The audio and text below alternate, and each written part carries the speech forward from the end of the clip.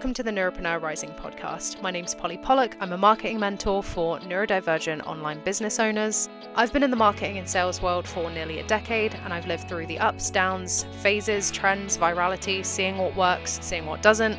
And I'm here to guide you through how to build a sustainable marketing strategy specifically for neurodivergent brains that don't rely on showing up on social media every day, don't require you to force neurotypical productivity hacks, and don't ask you to choose between peace and profit. In these episodes, you're going to find trainings, tips, and personal insights around building an algorithm-proof business, getting visible sustainably, building your online community in a human-first way, making sustainable sales without compromising your values, and how to work with your unique neurodivergence and bring out your natural way of working rather than forcing yourself into someone else's plan.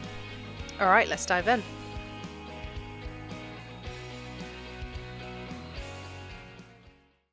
Welcome back to the Neuropreneur Rising podcast. So today I'm actually, this is a little bit different. So we're going to just do a pretty off-the-cuff Q&A and see where it goes, basically. I haven't done a Q&A in absolute yonks. So I'm really excited to get into it. So there's not really going to be any plan. I'm just going to, I haven't planned out my answers because I really want to speak from the heart. My little heart, but I have got my questions here. So yeah, we will just be doing that today. I firstly just want to say, again, if I sound a little bit weird, I was double recording this with my last episode. I do have an ear infection and I'm kind of struggling to pronounce a few things. So if I sound weird, that's why. I just want to share how blown away I am, first of all. By the way, this is not a sponsor, by cacao, the drink. If you haven't tried it, go try it. But I have been drinking cacao for a fair few years now. I've only ever bought it in powder form, and it's nice and everything, but I feel like it never looks like the pictures. I'm like, kind of just looks like weak as piss and just really not appealing, but it tastes really nice. I have just bought at real cacao, so the stuff that you melt into milk in a pan, and it is divine. I tasted it and I was like, wow, it tastes great. And secondly, it gave me a wave of excitement. I don't know, is it meant to give you energy? I think it actually is, but it's really good. Oh, that's so good. But I kind of tasted it and I was like, it's got a little bit of a kick to it. And I realized that I used the pan that my wonderful fiance used last night to cook prawns, and it was like this spicy tapas prawn kind of situation. And obviously sometimes, even when you wash something up really well, there can just be sometimes a linger, especially if it's spicy. You got to do it twice, and I was in a bit of a rush last night. I thought once was enough, kind of didn't really pay any mind to it, and I think that there's some sort of spicy prawn residue in the pan because it is there's a kick. Anyway, so just so you know the ins and outs of my life, that's what's going on. So the questions. So these are either the best or most commonly asked questions that I've kind of got from you guys in the last kind of 3-4 weeks. So I'm literally just going to go ahead and answer them. There's no plan. As I said, you are literally just getting raw, unfiltered Polly today. So yeah, I'm just going to answer these from the heart. So question 1. And I just, again, want to kind of preface this by saying that a lot of these are about social media, which I think is really interesting. More importantly, kind of coming away from social media, and questions about alternatives, which makes me very happy to be able to answer. So and just the overall neurodivergent experience around that. So question 1. So I seem to go through phases where I'm really consistent for a week or two, and then I just can't face posting. How do I fix that? Interesting. So obviously I can only answer from a place of my own perspective and what I see most people in my community and from past experience working with students. So I will be answering all of these from that lens. Of course, this may not be true for you or the individual person. Everybody has different experiences and their own unique experience. But when this kind of theme comes up, and it is usually around posting on social media, I see a couple of things usually happen, but this is what I tend to see a pattern of. Like you said, going through phases where you're really consistent for a week or two and then you can't face posting. That tends to be because you are trying to hustle and grind through misalignment. And then, ADHDers do this a lot, where we will hustle and hustle and hustle and grind and grind and grind and hyper focus. And then if something is misaligned, we'll have this ADHD burnout. Or just overall, this is actually something that isn't even ADHD specific, but essentially your nervous system shits a brick and it doesn't know what to do. And because you have dysregulated yourself, because you have burnt yourself out, you then go into a state of kind of freeze, and you shut down. That is kind of my real basic ass way of explaining the science behind how your nervous system actually responds to that. But my first thought for you would be, are you actually able to maintain and sustain the plan that you're setting out? Because if you are doing and then burning out, that to me suggests that this isn't sustainable. And therefore, with the ending to this question of how can I fix this, you can't fix it. You can force yourself. That's not something I'd recommend doing though. So I would revisit that and say, is it social media that isn't aligned? Is it the rate of which you are posting that isn't aligned or that feels too much? Because a lot of and this is something that I'm really good at doing, is tricking myself. No, not whether it's social media or how I used to be on social media or anything else. I'm very good at tricking myself that no, this isn't too much. I can do it. And, I do it and I fucking love working. That's my problem. But I can sometimes get in that trap of doing and I'm like, no, it's not too much. It's fine. And then my body will be like, bitch, sorry, did you communicate with me? What do you mean it's not too much?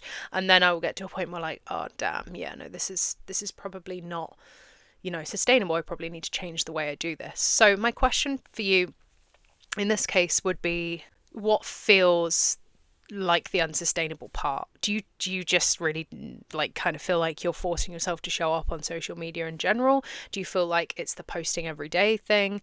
Do you feel like it's the because a lot of the time, again, what I see a problem with, especially for ADHD, is where there's not a reward coming back in terms of like clients, sales, leads, then that's the thing that makes people drop it. And that's not even like, of course, you will have issues off of social media if your mentality is, if something doesn't work instantly, I'm going to drop it. Like, you will absolutely fail in entrepreneurship if that is your mentality. Like, I want instant results, and if that doesn't happen, then I'm not going to be happy. You may as well quit now. But if I'm honest, that's not at all the mentality of most people in my community. Most people in my community with this problem are actually really ADHD, autism, or anything else, are actually really, really good at giving something a really good shot, like, and really sticking it out for a painfully long time. And then they're like, yeah, I'm not seeing the results that I want, or I'm not happy, or this doesn't feel aligned, whatever it is. So yeah, I would also kind of assess, what you're getting back versus the energy that you're putting in, and looking at maybe if it's some misalignment with that. But there could be 1,000 different reasons. But rather than saying, like, looking at from how do I fix that, I would look at it from a lens of, okay, what within this doesn't feel aligned for me to be spiking and then dropping and then spiking and then dropping and then spiking and dropping. Because whatever it is in business, whatever it is in marketing, we don't want to be operating from that, whether that's your sales coming in, whether that is you in business, that is just a fast track pass to overwhelm and burnout, right? So I think changing rather than fixing. I wouldn't try and follow the advice to force yourself to come up with 100 new real ideas a week and post 6 times a day. I really wouldn't. I don't actually see the point strategically and like business wise and marketing wise at this point. I would look at working smarter and not harder, and I would look at being intentional with where you're showing up. Making sure that you're actually showing up in the right places rather than all the time everywhere. So yeah, obviously there's probably, I'm not sure what the particular case would be for you, but that's my overall my overall kind of feeling on this question. So question 2, my reach has dropped loads this year. So I'm guessing that was 2025. Is that just the algorithm, or am I doing something wrong? Okay, so I'm gonna get some statistics up in a sec. I'm gonna grab them. But firstly, I I'm a realist, right? I would be a liar if I was to say everybody who's struggling with reach it's just the algorithm. Yeah, your content could be not very good. like I don't think that that's the case for most people though. But I'd be a liar if I was to say 100% of the time it's just the algorithm. Of course that's not true. I think just on that though, basically what I'm saying is yes, most of the time I know that people have been seeing I never used to have this problem. People used to love my content. People used to see my content all the time. And now I feel like I'm not able to reach my people. That's the majority, right? But just on a bit of a sidetrack, and this is kind of what I wanted to do with this episode, in terms of the quality of content, another thing that I'm seeing, and again, I'm going to be so honest, and maybe sometimes it's not what you want to hear, but it's what you need to hear. People use AI to create their Instagram content a lot these days. I mean, it's not just Instagram content, it's website website copy, it's sales pages, it's emails, it's AI-ified, and people are starting to really, really see through it. Obviously, this is my job. I look at content and copy, every day with my students pretty much. I have been doing that for however many years. I'm very, and obviously that I started this before, I was doing that before the rise of AI, kind of came in. And I've seen that how people's use of it in business has grown. So I am like a bloodhound to it. I will know as soon as someone has written copy with AI. But I think consumers are being even more wary of that. They're even being able to tell when it's quote unquote AI slop, I think people are calling it these days. And I think that's such a fucking shame, because the majority of people who come into my world, and especially end up enrolling as one of my students, are creative people at heart. And they're so creative, and they have such big hearts, and they have such big brains, and they have so much energy and life to put out to the world, and they have so much depth. But because they feel overwhelmed with the sheer amount of content they think they have to put out, they're like, I can't manage posting every day, so I'm just going to use ChatGPT to write my content. And I'm like, that is such a crying shame, because and that's what it's come to when I ask people, why do you do that, when you tell me you journal every day, and you're so creative, and even if you just have so many ideas, maybe you're not a type of person who creates through journaling and stuff like that, but you just have loads of ideas, and you speak the way that you do. Why do you do that? And they're like, well, it's just easier because I need to put out content every day. It's just damn, that sucks. And I think that's why, this is why I put my students on a ChatGPT ban. Use it for certain things, yes, of course, but if you send me a sales page that's been completely ChatGPT'd, I'm going to pick it up when I review it, and I'm going to tell you, look, gently do it again. And this is something that I do actually step by step help people with, because I think it's kind of become a little bit similarly to what I was discussing in my last episode, how Instagram's brainwashed people. I feel like AI has really taken over people's brains a little bit, in the sense of oh, it's just easier, I'll do it that way. So something that I will do is help people kind of unlearn that in NFSA, if that is it's not a problem for everyone, to be honest. And I don't have any issues with using it to sorry, I nearly choked, to draft an outline and then word it in your own words. But yeah, so much of a part of compelling content and copy and copywriting is getting to know your reader so well that you can write in a unique way that will appeal to them. And you cannot do that with ChatGPT or AI tools. You can't do that to the extent that you need to. So yeah, if someone does send me ChatGPT copy of any kind, I'm going to be like, okay, let's pick this out section by section. Here's what I want you to try here. Here's what I want you to try here. I go so deep with people. I don't just send it back and do it again. Fucking do it again. Like a mean teacher. But, I will teach as I'm sending it, back essentially. But and again, they're to be fair, this actually rarely happens with students, but there have been a few cases where there's even been modules in the curriculum that will teach you everything that you need to know about copywriting, and people are just so overwhelmed with I guess the process of creating content and copy that they're just like, yeah, fuck it, I'll outsource it to ChatGPT. And I think that's the quality issue that I'm seeing. I think, as I said, in even things like sales page and website copy and emails, but definitely in social media, that could be an issue as to why you're not getting reach and engagement. If you have started to use ChatGPT in the last few years and you're being really out of touch with your audience, of course, that could be the issue. However, onto the reach algorithm part. I'm going to get some statistics up. Hang on. So this actually took me a while. So these are the most kind of accurate stats that I could find. So over the last 5 to 7 years, organic reach for business accounts, and again, like, we don't know industry by industry. I do know that the coaching and service industry are definitely getting a big, like, they're feeling the brunt of it. So yeah, over the last 5 to 7 years, organic reach for business accounts has declined significantly. Industry benchmarks suggest an overall drop of around 40 to 60%. I did actually know that. I have seen more. It's more towards the 60% mark in organic reach compared to a few years ago. Pre-2021-ish, posts would reach roughly, or around that, and I'd say, reach roughly 10 to 15% of followers, whereas today many accounts see closer to 2 to 5%.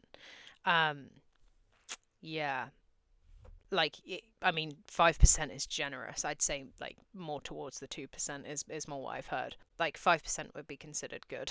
And then engagement rates have also roughly halved across the platform. So this is, yeah, pretty telling. But yeah, essentially what Instagram is prioritizing now, and this is where people such as Gary Vaynerchuk, I love Gary Vaynerchuk as a person. However, I do not agree with some of his marketing advice. It's very much for like bigger companies, and people are like, what do you mean I have to post on every platform? I can't do that. And they kind of forget that there's nuance there of who he's talking to. But one of the things that he has said semi-recently is Instagram is now prioritizing its interest media, essentially, rather than social media. And it will prioritize content based on interest of the consumer, saves, shares, watch time, etc., which really just, in my opinion, has businesses like moving away from their real message and trying to create content that will just do well rather than make sales. So it's a really, really, really slippery slope. So yeah, those are the stats I just wanted to pull up so that you could have some context of how much has changed. How many people are feeling the bad end of that.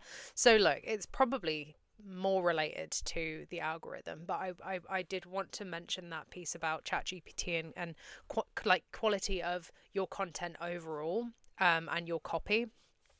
Across, I'm not just talking about social media content, I mean your emails, your sales page, your websites, everything like that. So don't use it for that, basically. Okay, question 3. I hate Instagram, but I feel like I'd be lost without it. And if I wasn't focusing on Instagram, what would I actually be doing instead day to day? Oof, yeah, interesting one. What would you be doing instead day to day? Enjoying your fucking life. Enjoying your life. Enjoying there's like this ironically social media trend that's like enjoying the sun, whatever it is, and then it's like life without trending audio or something. I don't know the context of that, but to me that is very resonant, and that's exactly what I thought on my walk this morning. I was like, do you know what, life without trending audio. Basically enjoying walks without thinking I need to take a fucking picture to put it on my story, without thinking I need to film some B-roll footage. Just being like present with life and nature and the world around me and just me. It's really beautiful, to be honest. Anyway, and this is just my hippy dippy stuff with that. But what would you be focusing on day to day? Okay, serious now. So yeah, I'll start from like the beginning of the question. So first of all, saying that you'd like, I guess, feel like you'd be lost without it. Don't get me wrong, when you do start coming away from social media as your main marketing, like decentering it from your main marketing strategy, you will feel a bit twitchy. And I know I did. And even like sometimes it will just sneak back up on me. And I'll feel a little bit like twitchy and I won't know why. And my reason is, and I actually sent this out to my email community the other day for my Sunday newsletter, and I put it in there. It's my nervous system recalibrating after years of being on social media, and it's you know, I think to start with, you probably will feel a little bit lost without it, even if you're doing all the right things in the other areas of your marketing. You know, even if you're making more sales without social media, you probably will. You probably will actually feel a little bit lost for a while, and that's okay. And that is just your nervous system doing its thing. Especially if you have like a squirrel brain, as some people call it, or just ADHD, or neurodivergence. Our brain's really good at playing tricks on us when it thinks that we are not working hard enough or doing enough. And recently as well, a fair few of my NFSA students have had that kind of feeling, and they're kind of like, I've got this white space in my calendar now and I'm just wondering what to replace it with. And I'm like, do you need to replace it, or can you go for a walk? Can you chill out? Can you go for a walk and even like answer some DMs, or have conversations with people, because a lot of them still use social media for like DMs and stuff like that, because it's a really powerful tool for that. Can you try and just relax a little bit? And it's a lot to kind of, especially if you've been at this for a while. You will maybe feel a little bit lost without it for a bit. But what would you be focusing on day to day? So this is a really interesting question to answer, because this is going to look different for everyone. And again, like as I've said in previous episodes, the thing that I enjoy most about coaching and teaching in the way that I do is that every single person's marketing plan and strategy will look completely different. And I love that so much, because people want to do different things and market in different ways, and create different types of like long form content and do different types of collabs. So it totally depends on what your plan is. I guess I could give you a rundown of my week. Maybe that would be quite cool. Let me get my calendar up. This is going to be fun. So yeah, this may be completely not what you want to do. This is just my week. But I guess, I just share what I do. So Mondays I will do podcasting. So I will record in the mornings, edit in the afternoons, and then I will repurpose it to a short blog. So that's like my main content for the week, my main long form content, and that gets done only on a Monday, and that's literally all I do for like content where I'm talking or having to put real creative effort in. Then on Tuesdays, I just answer my DMs and chat to people in the DM. I always like to make sure I'm super present for this. And it also, for me personally, I know this isn't like marketing. This is kind of more on the, creating relationships with my community and, building on my community. But, if I don't schedule in time, I find myself getting really carried away with talking in the DMs because I just enjoy it so much. But I want to make sure I'm super present. So I do schedule that in. I'll also reach out to any like new applicants and stuff like that on that day for NFSA. Then the rest of the day, the afternoon, is like in NFSA working with my students. Then on Wednesdays, I will just answer emails in the morning before NFSA's weekly call, which on that week seems to be in the morning. I've literally got my calendar in front of me. We alternate times, if you needed to know that. I don't know why you would. And then in the afternoon on Wednesday, I'll schedule 2 emails. So that's my email marketing done. So I will send one on that day, and then the other one will go out on Friday. I send 2 or 3 emails out a week to my list. Then on Thursdays, I will be in NFSA again in the afternoons. And then I will just answer more DMs in the morning. And then Fridays, I will do my email newsletter that goes out on a Sunday evening in the morning. That takes more time, so I schedule like an hour for that. So that's like my big main newsletter. And then the rest of that day will normally be spent doing something like, I do like an hour a week where I specifically look for my visibility and collab opportunities on a smaller scale. Then I do have one day a month where I go into something called my Delulu day, which is where I get a little bit Delulu and I'm like, what big ass opportunities do I want to apply to? How can I think of really interesting ways to pitch? Like, I'm the kind of person that if I know it's going to be a event or opportunity that's like really, really big and they're going to have a lot of applicants for, I'm finding out where their head office is and I'm sending a fucking letter. Like, that's why I schedule out like a day a month to really do that, so I can put some real time and effort into that. I know that sounds really psychotic, but you gotta stand out. you gotta find that point of which you're gonna be noticeable with some opportunities. So yeah. Look, I worked in sales as my first job, and one of your main, look, before I just go into this little anecdote, I don't agree with anything that I was taught, bar a few things in sales. When I worked in sales as my first corporate job, it's so sleazy. Just the cool sales kind of atmosphere, in fact not even just atmosphere, just like mentality, so unethical and so not me. But there was one thing that I definitely carry through when I'm doing things like pitching to opportunities, which is, when you were trying to get through to the managing director of a company, because that's who we were trying to pitch to in sales, when I was in sales, we would have to get past the receptionist, or the gatekeeper as we called them, and you would have to basically, like, these receptionists were just doing their job and they were like, you are not getting through to the MD of the company. So you'd have to find really like creative ways to get through to these people, and like this was before like certain laws came in and stuff like that. But that tenacity is something that I will definitely, with boundaries, with respect always, but that's something that I'll carry on to do when I'm pitching. Is like, how can I find a really interesting way to like pitch to these big opportunities? Can I like send the person who runs the company like a video? Can I write a letter and send it to their head office if it's that kind of big event? How can I really show that I'm putting effort in amongst all this other, like all these other applications and stuff? Anyway, so that's what I'll do on Fridays. And then sometimes on Fridays we will have our monthly co-working session that I do exclusive to my email list. I'll leave the link to that down in the description as well. Come along, it's going to be so much fun. So that's something that I'll normally do on Fridays, the first Friday of every month. And then I will just normally squeeze in on that day like just sorting out my current visibility opportunities, plotting dates and stuff like that. So yeah, that is what I do. I spend a lot of time and effort on other areas of my marketing. That's obviously just a really, really rough overview of the actual just calendar plan. Obviously there's more strategy that kind of goes into that, making sure that you're actually doing the right things, getting in the right places,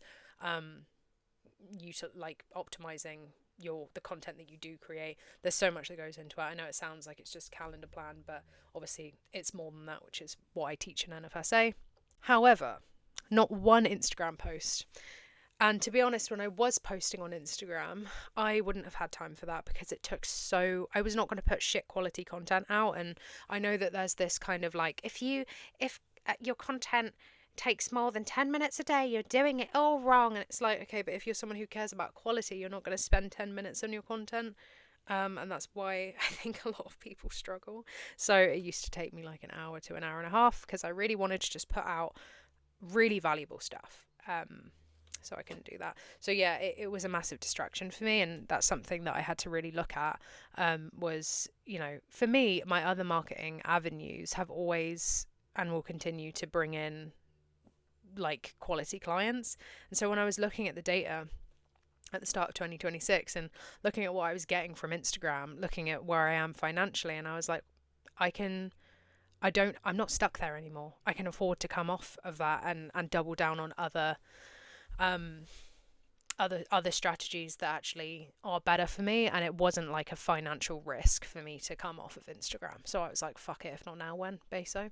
So yeah, that is what I do day to day, not being on Instagram. And that is, yeah, obviously I haven't mentioned the other things that are in my calendar, but if you saw the state of it before I organise it every week, there's like so much shit that I put on there, just because if it's not on my calendar I won't remember to do it, so I just like whack it on for next week, and it's almost like a to-do list. And then I'm like, okay, then at the start of the week I'll organise my calendar, I'll put it in the right places, whether that's like 2 weeks time or a month's time. But that's just how my ADHD brain works. It's like it won't get done. I won't even know what it is if it's not on my calendar. So to-do lists just do not work with me. Anyway, question 4. Yeah, question 4. Everyone says email marketing is important, but I've kind of ignored mine. Is it too late to make that work? No, never too late. Definitely never, ever too late. It's interesting though that this question was like, everyone says that email marketing is important, because we see quite a lot of like, email marketing is dead, and it's bullshit. They just I think these are again the Instagram guys and gurus saying that you shouldn't be focusing on an email list, but your email list is your most important asset. I bang on about this all the time. It's the only place that you own. You're 40 times plus more likely to reach people on your email list than you are in your Instagram community. You should be sitting with an average open rate of kind of like 50+% if you're doing it, right. If you're keeping your list clean and you're actually sending, you've got an engaged list, which it takes some time to get there, but that's what you should be working with on email. Whereas again, 2% of followers being reached on socials, doesn't really fucking like add up. But no, it's never too late. I would just really look at how you're getting people on your list, because a lot of the time when I talk to people about their email lists, again, if they have been kind of in the world of Instagram and nothing else, they're like, well, yeah, I have a freebie, I have a lead magnet that's meant to draw people onto my list, but I'm literally getting like 1 sign up a month. And I'm like, well, are you promoting it? And sometimes they'll say no, which is obviously the main problem. And sometimes they'll say yes, but to be honest, unless you are going viral or running ads, consistent email list growth in numbers that aren't dribs and drabs from social media, when you are, again, like not when you're an established brand, when you are someone who's building, is very, very, very, very, very, very low. Very low. Whereas if you focus on things like collaborations, and specifically collaborations that are designed to build your email list, so like online bundles, summits, places where you collaborate with events. And again, these aren't necessarily big events. These are a lot of the time run by really fantastic independent people who put on events, summits and bundles, and you submit a product. And to be honest, the more I'm talking about this with people, and I've done this for years, right, the more I'm realizing it's some like underground world. People are like, wait, these exist? And I'm like, fuck yes, they exist. And it's how I've literally in the past grown my list by thousands. Like sometimes I will wake up, if I'm in a bundle, again, these aren't necessarily like thousands and thousands and thousands of people attending, but I could wake up one morning and look at my email list subscribers, and because they all come through on my email, and I can't make it stop. I've tried disabling the settings just because it's a bit like distracting sometimes, but anyway, it'll come through to my email, and I'll have like 20, 30, 40 people sometimes who have subscribed to my email list overnight and have got my product. So look, this is, again, just think outside the box. But these events do happen, and once you get in the swing of knowing who's running bundles and events where you and when, you can almost build your own little network around that, and it just becomes really easy. And again, that's something that I teach in NFSA. So yeah, my point there is, don't judge your results from what you've got to like growing your email list from socials. Cut socials out of the equation for that for a minute, and just think there are so many other ways that you can grow your list. I would really recommend starting with collaborations in the way that I've just kind of described, and look at list building opportunities.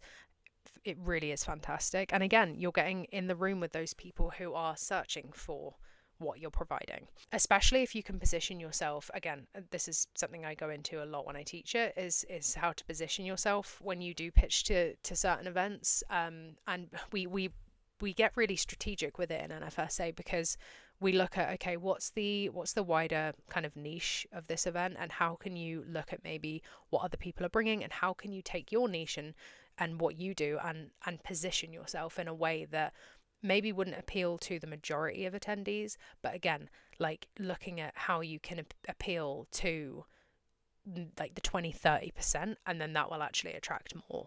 You don't want to be generic in these things, and that's really what I've personally found as well, that creates that big number growth.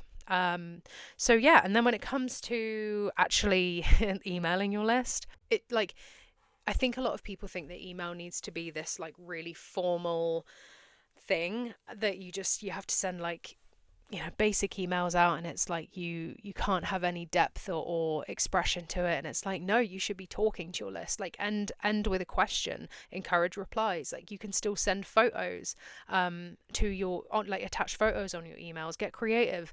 Like people don't just want to like read text. People want to get involved. People also want to hear your voice. And again, this is something I teach a lot, is taking your personality and being able to craft that into a brand voice through copy. And that's the emails that really stand out, and the emails that work really, really well. I'm fascinated by it, honestly. So yeah, definitely re kind of designing what you feel about email marketing. There's an opportunity there. So yeah, no, it's not too late to make it work. Definitely not. There is definitely a knack to it. Not even a knack. There's skills to it that are different from socials. But honestly, it's more simple when you get your head around it. It's a lot more simple, but it does require just a bit of a perspective shift, and a bit of a, yeah, just the time to learn the skills you need to learn, but it will be more simple after, if that makes sense. All right, we're going to do one more, because I think this is getting on a bit and I don't want to make this too long, but I will definitely do another, because I have a few kind of like lingering ones here. So I will definitely do another one of these, because they are super fun for me to do. So last question.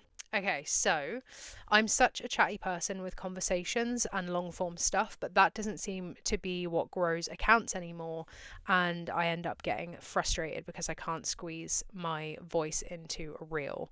Does that mean I have to adapt or just keep trying? Interesting. So when you say it doesn't seem to be what grows accounts, you're talking about Instagram, TikTok short form, right? But again, this is where we branch out, guys. There is more in the world, in the online world, than this shit. Long form content platforms exist. You don't have to squeeze your voice into, a 90-second reel. You can do what I'm doing now. You can do a podcast and really focus on strategizing the growth of your podcast, using your podcast as discovery, and bringing people into your email list from your podcast. Same with YouTube, same with blogging. So, if you find that you are like me and you love to chat and you're a yapper and you feel like you just feel like crap when you try and squeeze your amazing teachings into a 90-second reel, and you're like, well, it's not going anywhere because it's not primed for interest media these days. But I don't want to do content that doesn't allow me to actually teach. And this is also the thing, is it's very easy to say create content for short form, like the top of funnel only. And like I would say that if you have the capacity for this and you want to be on social media, I've mentioned this before, optimize your content for visibility and top of funnel, lead people only to your email list, then nurture and sell on your email list. And then in terms of long form teaching, obviously when you want to actually go into depth, save that for podcasting, YouTubing, blogging, lead people to your email list, mention your offer on there. But like mention your offer on your podcast and YouTube as well if you want. But to be totally honest, a lot of us don't have the capacity, want or will to do that shit. I certainly don't have the capacity to do that. I'm too busy to like personally be creating social media content and my podcast, my YouTube, my blog, my email list, and do, visibility and collabs and stuff like that. That leaves me with very little white space in my calendar. And out of 4 things, one, my student work, which will always come first, is the quality of and presence of my time that my students get. That will come before anything, even marketing, like that comes first. If I ever have like limited time and I have the choice to create a podcast, like there have been weeks where I haven't created podcast episodes because I'm like, well, I don't have much time this week because I've got a couple days off. Well, the podcast is going to go in the bin that week because my students need the quality, and that's not ever something that I'm going to compromise on. But out of, social media content, podcasting, my student work, and white space on my calendar, which I also need, what's going to go in the bin out of all of that if I'm doing too much? Social media, fuck that, bye bye. Like, I don't enjoy it, so bye bye. I feel like I sounded like Donald Trump when I said that. Bye bye. What the fuck? That was so weird. But, that would be an easy way of looking at it. It's like, oh, just do it all, and then just like don't put your deep stuff on social media. But like, what if you just don't want to? Like, I feel like sometimes why are we doing it if we just don't want to? Why are we forcing people to do it out of the sake of you might get a few bites here and there? Like, my way of looking at it is, if you feel like you have too much depth, to answer your question, if you feel like you have too much depth to squeeze into Instagram content and you don't enjoy expressing yourself that way, just don't do it. I would honestly double down and go ham on, and especially if you know that you enjoy long form stuff anyway, go ham on strategizing and growing your long form content channels and work on that. Like, YouTube, podcasts, the search engine based channels, do that, and go from there. I just wouldn't bother, if I'm being totally honest. If you don't enjoy it, that's also going to come through in your content. Life is way too short, guys. Like, life is way too fucking short to be doing shit day in and day out that you hate. You run a business, for Christ's sake. Like, my view on this is like, I started my business because I'm not meant to work in the employment world. I'm a nightmare. I'm a fucking nightmare to have as an employee. I will be so straight with you. I love my business, but I work for myself, and I only do well in things that I truly, truly care and am passionate about, and that's why I've done so well in certain jobs. But for the most part, no. I've left in 3 months at a time. I'm a nightmare. But I work for myself because obviously, I have a bigger mission in this world. I love helping people. I love working with my students. But, I do this on a personal level because I want to enjoy my life. I want to enjoy my freedom. So why am I going to do shit day in and day out? Like, post freaking flossing on TikTok and carousels that I don't want to create on Instagram. Like, okay, not flossing on TikTok, I've never done that, but you know what I mean. It just doesn't make sense. And I think that that's why it feels misaligned for so many of us.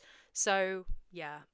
Anyway, this isn't me, like, I hope, I don't want to just bitch about social media all the time, but I just think it's important for like, I really, really want to show the people in my community who are asking these questions, and who